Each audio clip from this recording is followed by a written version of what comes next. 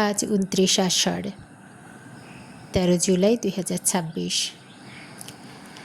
লেবু গাছ লাগাবো। লেবু গাছের ২টা পাশ কেটে নিয়েছি। অনেকে আমরা গাছ লাগানোর সময় একটা সাইড কাটি, কিন্তু এটা একটু ভুল টেকনিক।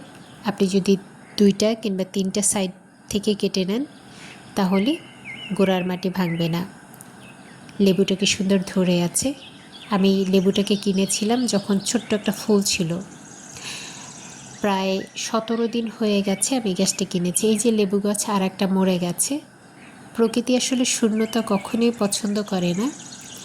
আমিও সেই সুবাদে ঠিক এইখানেই আমার আগের গাছটি ছিল, সেই পটটা সরিয়ে অন্য একটা পট ওখানেই দিলাম এবং ওখান থেকেই আমি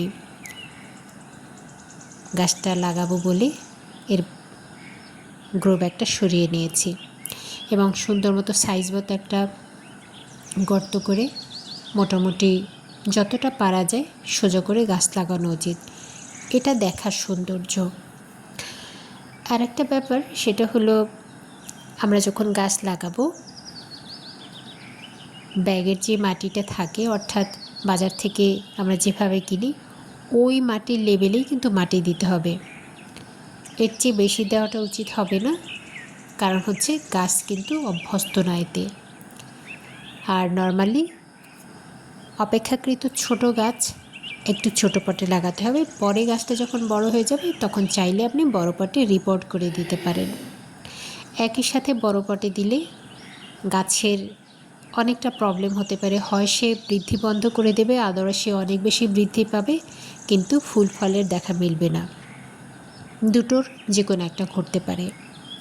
তো আমি সেই কারণেই সবসময় লেবু গাছের জন্য যেটা করি, মাঝারি সাইজের টব নেই, মোটামুটি ২০-২৫ কেজি মাটি ধরে এরকম একটা পট নেওয়াই ভালো। আমার 50 কেজির হাফ ড্রাম এখানে নিয়েছি এবং তাতে লেবু গাছটি লাগিয়ে দিয়েছি। যেটা বলছিলাম যে প্রকৃতির শূন্যতা কখনো পছন্দ করে না। ঠিক এই জায়গায় আমার একটা লেবু গাছ ছিল, সেটা আমার দীর্ঘদিন অনুপস্থিতির কারণে গাছটি মরে গেছে। সেখানে আমি আর একটা লেবু গাছ লাগিয়ে দিয়েছি। লেবু আমার ভীষণ পছন্দের। আমি প্রতিদিন লেবু খেতে খুবই ভালোবাসি। গরম ভাত, পান্তা ভাত, যে কোনো রকম রাইস জাতীয় খাবারের সঙ্গে আমার লেবুটা ভীষণ ভালো লাগে। আগে অবশ্য আমি পান্তা ভাতের সাথে লেবু খেতাম না, ইদানিং পান্তা ভাতের সাথে লেবু খেতে আমার খুব ভালো লাগছে। আপনি যদি মরিচ দিয়ে পান্তা ভাত খান, সাথে একটু লেবু চিপে নেবেন, দেখবেন স্বাদ অনেক গুণ বেড়ে যাবে। আর গাছের লেবু খাওয়ার মজাই আলাদা। লেবু বাজারেও অনেক কিনতে পাওয়া যায়, সামটাইমস এটার দাম বেড়ে যায়, সামটাইমস এটার দাম খুব কমে যায়। যেমন লেবু এখন তো কেজি হিসেবে বিক্রি হচ্ছে, কিন্তু এখন বন্যা হয়ে গেল না, আপনি লেবু কেজি তো দূরের কথা, একটা লেবু আপনি কয় টাকা দিয়ে কেনেন সেইটা দেখেন। কারণ হলো বন্যায় তো অনেক বেশি ক্ষতিগ্রস্ত হয়েছে। আল্লাহ সবাইকে ধৈর্য ধরার তৌফিক দান করুন এবং তাদের জন্য দোয়া করছি, এবং বন্যা যেন খুব তাড়াতাড়ি এই পানিবন্দি দশা থেকে আল্লাহ সবাইকে মুক্ত করেন। আমাকে খুব খুব এটা বিচলিত করে, প্রতি মুহূর্তে আমাকে এটা কাঁদায়। এই 2 সপ্তাহ টানা বৃষ্টি, এবং এই টানা বৃষ্টির কারণে আমার আপুমণি ভীষণ অসুস্থ হয়ে পড়েছেন শ্বাসকষ্টজনিত কারণে।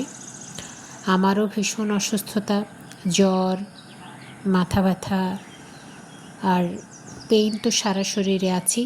কারণ হচ্ছে অনেক বেশি স্যাঁতস্যাঁতে ওয়েদার থাকলে কিন্তু মানুষের এই প্রবলেমগুলো হয়, যাদের মূলত অ্যান্টিবডি একটু কম আছে।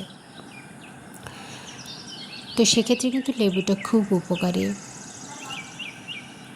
চাইলে আপনি একটা লেবু গাছ লাগিয়ে নিতে পারেন আপনার ছাদ বাগান কিংবা বারান্দা বাগানে। ছাদে লেবু গাছ খুব ভালো হয়, কারণ আমি নিজে কাটিং থেকেও লেবু গাছ করেছি। প্রচুর লেবু পাচ্ছি আলহামদুলিল্লাহ। আমার চ্যানেলে দেয়া আছে, চাইলে সেখান থেকে দেখে নিতে পারেন।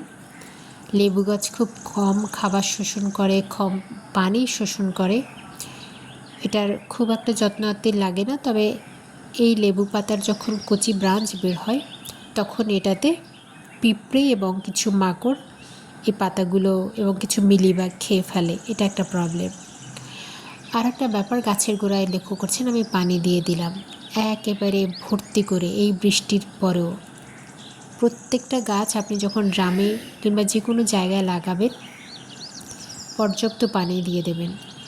কারণ হচ্ছে এর মধ্যে যদি বায়ুকুঠুরি থাকে সেটা বন্ধ হয়ে গেল, ব্লক হয়ে গেল, তখন ওখানে ফাঙ্গাস ইনফেকশন হওয়ার চান্স কম থাকে। এই যে আমি কাটিং থেকে লেবু গাছ তৈরি করেছি একটু আগে যেটা বলছিলাম, এখানেও লেবু আছে, কিন্তু আমার কাছে মনে হচ্ছে গাছের লেবুর স্বল্পতা অনেক, এ কারণে আর একটা গাছ লাগানোর দরকার।